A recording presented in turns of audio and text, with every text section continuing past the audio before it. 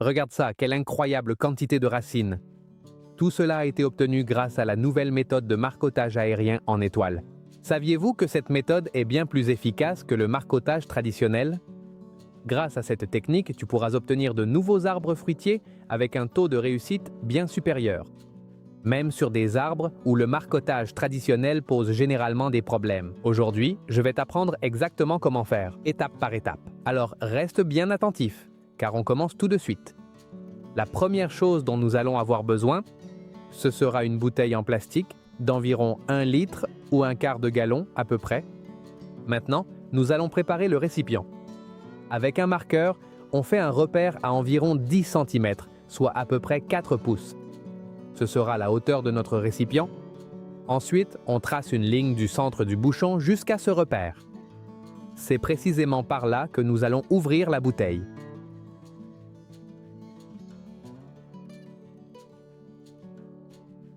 Maintenant, avec un couteau ou des ciseaux, nous allons découper tout le contour que nous avions préalablement marqué, petit à petit, sans se presser. Et nous allons le faire de cette façon.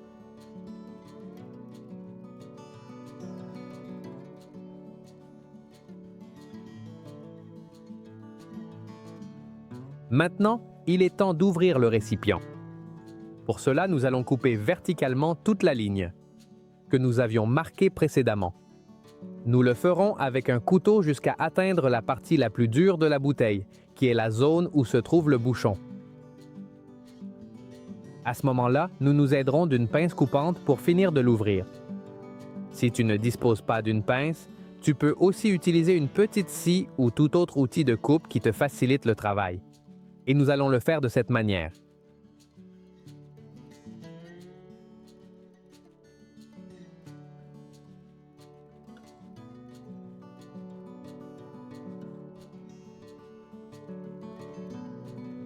Bien, nous avons déjà le récipient prêt. Maintenant, nous passons au bouchon. Le bouchon, nous devons également l'adapter à la branche que nous allons utiliser. Pour cela, nous faisons un trou d'environ la même épaisseur que la branche, là où nous allons réaliser le marcotage. Il n'est pas nécessaire que ce soit parfait. Nous cherchons simplement à ce que cela s'ajuste le mieux possible pour qu'ensuite le substrat ne s'échappe pas facilement. Une fois le trou réalisé, nous faisons également une entaille latérale dans le bouchon. Cette entaille nous permettra de l'ouvrir légèrement et de le placer autour de la branche. Et nous allons le faire de cette manière.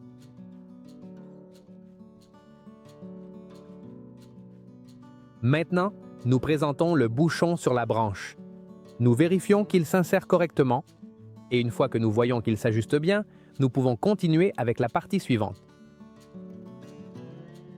Une fois que nous avons préparé le récipient ainsi que le bouchon qui ira dans la partie inférieure, il nous reste maintenant à fabriquer le couvercle supérieur qui sera chargé de fermer le récipient une fois que nous l'aurons rempli de substrat.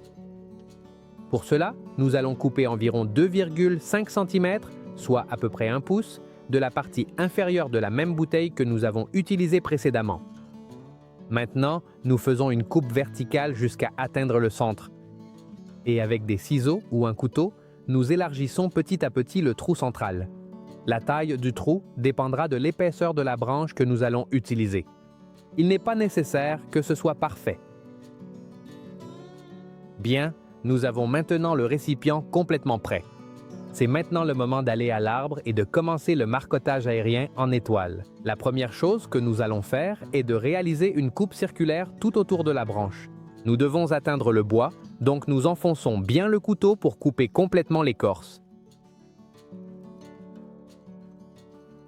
Une fois cette première coupe réalisée, nous allons faire plusieurs coupes longitudinales. Dans ce cas, elles feront environ 5 cm, soit environ 2 pouces. Cependant, cette mesure dépendra de la taille du récipient que vous avez préparé. L'important, c'est que toute cette zone se retrouve ensuite à l'intérieur de la bouteille et nous allons le faire comme dans la vidéo.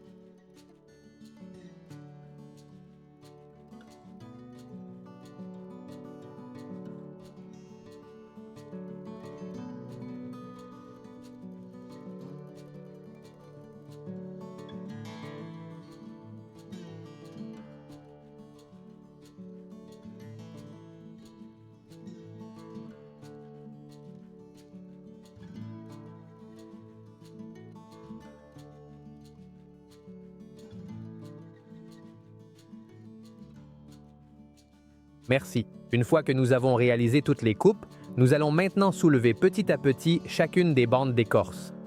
Pour cela, nous nous aiderons du même couteau. Nous le ferons très prudemment, sans nous presser, en essayant de conserver toutes les bandes d'écorce dans le meilleur état possible. Si au cours du processus l'une d'elles venait à se casser, ce n'est absolument pas grave. Les autres continueront à remplir parfaitement leur fonction. Nous continuons à les soulever une à une jusqu'à ce qu'elles soient toutes complètement ouvertes.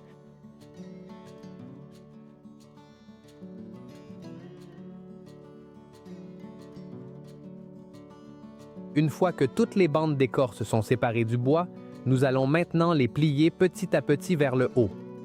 En cherchant à leur donner une forme ressemblant à une étoile, comme celle que je te montre, il n'est pas nécessaire qu'elles soient toutes exactement identiques.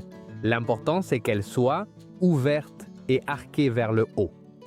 Et c'est justement cette forme qui donne son nom à cette méthode. Une fois que toutes les bandes sont dans la position souhaitée, nous allons les fixer avec un collier de serrage. Mais tu peux aussi utiliser n'importe quel autre type d'attache. On le serre juste assez pour maintenir toutes les bandes ouvertes et au final, cela devrait ressembler à ceci.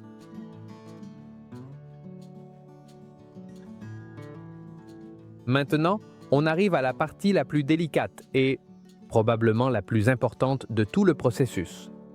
Nous allons gratter le cambium de la partie inférieure. Comme tout à l'heure, nous avons laissé environ 2,5 cm, soit 1 pouce, libre sous le collier de serrage. Ce sera la seule zone que nous allons gratter. Nous devons éliminer complètement le cambium de cette partie. Pourquoi? Parce que nous avons besoin d'interrompre le flux descendant de la sève, produite dans cette zone, comme c'est le cas pour tout marcottage aérien. De cette façon, l'arbre accumulera les nutriments et les hormones de croissance au-dessus de la coupe, favorisant ainsi l'émission de nouvelles racines. Une fois que nous avons préparé le marcottage, il est temps maintenant de placer le récipient. Pour cela, nous l'ouvrons en profitant de la coupe verticale que nous avons faite précédemment et nous le plaçons autour de la branche. Petit à petit, nous l'adaptons jusqu'à ce que toute la zone du marcottage soit complètement à l'intérieur du récipient.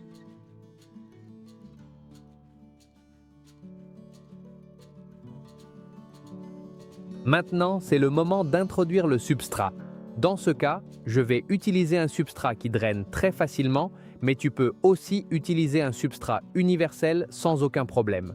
Ce substrat n'a rien de particulier. L'important, c'est qu'il soit capable de bien retenir l'humidité, mais qu'il ait en même temps un bon drainage pour éviter l'engorgement. Comme tu peux le voir, le trou que nous avons fait précédemment dans le bouchon permettra à l'excès d'eau de s'écouler facilement, évitant ainsi que l'eau ne s'accumule à l'intérieur du récipient.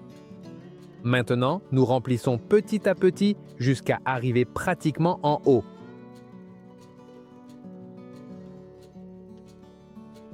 Maintenant que le substrat est bien en place et le récipient dans la position souhaitée, il est temps d'effectuer le premier arrosage. Nous allons bien arroser afin que tout le substrat soit parfaitement humide dès le départ. Cependant, tu dois garder à l'esprit que la fréquence d'arrosage dépendra de la période de l'année dans laquelle tu te trouves. Le marcottage aérien se fait généralement à la fin de l'hiver ou au début du printemps, lorsque l'arbre commence à être plus actif. Cependant, selon le climat de la région où vous vivez, cela peut aussi se faire à d'autres moments de l'année. C'est pourquoi, plus que de suivre un calendrier, l'important est d'observer le substrat. Lorsque nous verrons qu'il commence à perdre de l'humidité ou qu'il est relativement sec, nous arroserons à nouveau pour maintenir une humidité constante tout au long du processus d'enracinement. Et maintenant, arrive la meilleure partie. Environ 8 semaines se sont écoulées depuis que nous avons réalisé ce marcottage. Et regarde quelle véritable merveille! Les racines blanches apparaissent déjà tout autour du récipient. En très peu de temps, elle a développé un système racinaire spectaculaire. Dès les premières semaines, on pouvait déjà voir les premières racines. Sans aucun doute, le marcottage aérien en étoile fonctionne vraiment bien. Une fois que le marcottage est complètement enraciné, il est temps de le séparer de la plante mère. Coupe le marcottage par la partie inférieure et place-le dans un pot de taille moyenne avec un bon substrat. Arrose bien et laisse-le environ 1 semaine dans une zone de mi-ombre ou avec une lumière indirecte pour faciliter son adaptation. Une fois cette semaine passée, tu pourras déjà le placer à son emplacement définitif et profiter d'un nouvel arbre fruitier. Et voilà, c'est la fin de la vidéo d'aujourd'hui. Si la méthode étoile t'a plu, laisse-moi un bon j'aime. Partage-le avec toute personne qui aime les plantes ou les arbres fruitiers. Et dis-moi en commentaire, d'où me regardes-tu et sur quel fruitier vas-tu essayer cette méthode en premier? J'aurai plaisir à te lire et à découvrir vos résultats. Je t'embrasse fort et on se retrouve dans la prochaine vidéo.